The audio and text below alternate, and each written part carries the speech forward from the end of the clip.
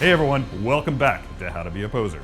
Today we're going to be exploring themes of conflict, inner turmoil, and redemption, using the Hot Toys Kylo Ren 6-scale figure from Star Wars Episode 9, The Rise of Skywalker. Let's get started.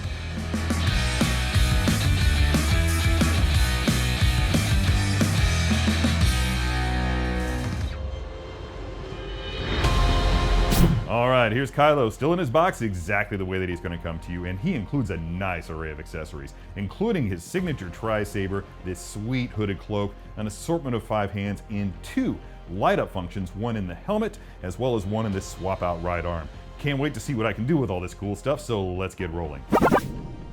Okay, here's Kylo Ren on the table, and he is a statue-esque fellow.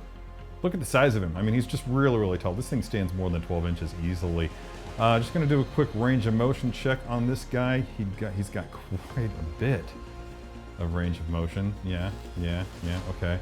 I think that I'm gonna move forward with something a little bit more action than I originally intended. I originally wanted to showcase this portrait, but I'm gonna opt to do that in a secondary pose.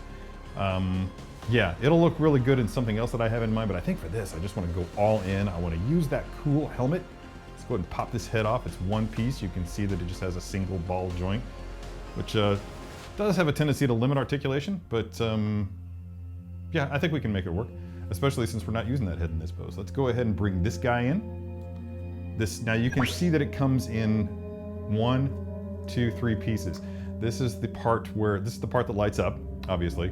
So we're just gonna make sure that's in there. I have the batteries in it already, so we don't need to mess with that. Let's just go ahead and slide this over the top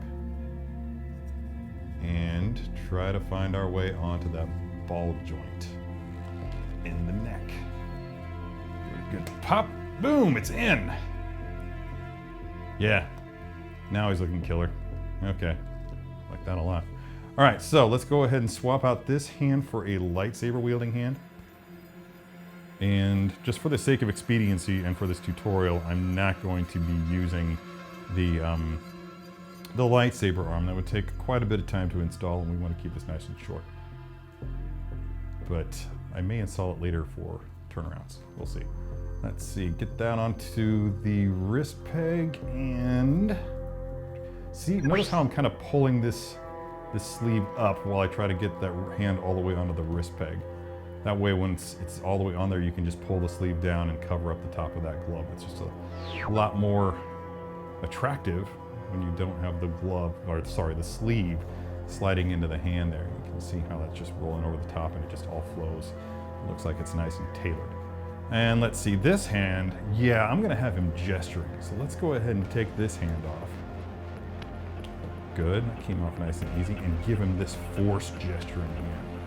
Because if you remember in that battle, he was going up against a bunch of dudes. Yeah, he has some stormtroopers on his side, but I think there at the end it was just him by himself. I think all his guys got wiped out and he was the last man standing. Legitimately last man standing along Mustafa. Alright, so that's done.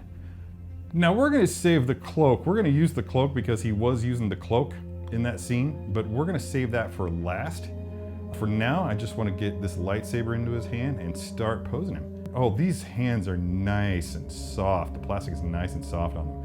So it just kind of slides in there very easily. All right, cool. Now, I think I want to have him like he's just lunged forward and slashed with this lightsaber, but at the same time he's doing something forcey with his left hand. So for that, we're going to have him stepping forward with his right leg, just like so. Left leg back and the foot kind of cocked, because again, we're not going to be able to get much of a bend out of this foot here because it is one single boot. So I'm just going to twist it, hold it for a little bit, and see what I can do with that. Obviously it's going to spring back a little bit into position, but we're going to try to minimize that as much as we can. Let's see how much we can lift his head up, because that's going to determine how much I have him leaning forward. Yeah, it's looking good. Give a slight bend to this arm and then bring it back like he's just swiped it. Use that butterfly joint to the fullest. And then do the same thing with this arm, only take that wrist peg and rotate it around to make sure that I've got the right. It's not going the direction that I want it to, so I'm going to just take that, spin it around, And then like he's just pushed everything back from the other direction. It's a good start. I want it to go further back than that. There we go. I'm getting really leaning into it. See what I'm doing here? And notice how I'm just kind of shifting his hips a little bit over to this side so I get his weight in the center of gravity over that knee. That's going to be a support. Angle that saber blade down a little bit. Rotate that leg out just to get him more stability, and then let's turn that torso. Twist that torso so that he's aligned with that leg. Now it looks a little bit awkward, but I really suspect that throwing this cloak onto him is going to take care of that. And there are magnets here and here that will attach. And let's go ahead and have this cloak. I'm going to spin this around. Oh, that's what's going on. It got caught on the stand back there. I couldn't see.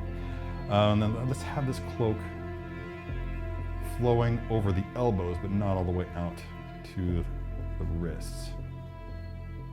And this cloak is wired. I noticed in the show it does kind of pop up a little bit there in the back. So maybe just maybe, I need to mess with these wires before putting the cloak on him. No, I'll tell you why. Because this is providing a sense of movement. Yeah. That's really not me retconning it, I swear. But yeah, let's see. Let's just go ahead and get him down a little bit, turn his torso just a little bit more. Get that arm up again. Cool. Just want it to look like he's just really force pushing somebody away there. I think that bend on that arm is not quite natural. Let's go ahead and get that up and around. And I think that's got it. Just make a few final tweaks, just lean in the torso a little bit. And maybe not having his head facing so close to the front of his torso, just kind of break that line a little bit.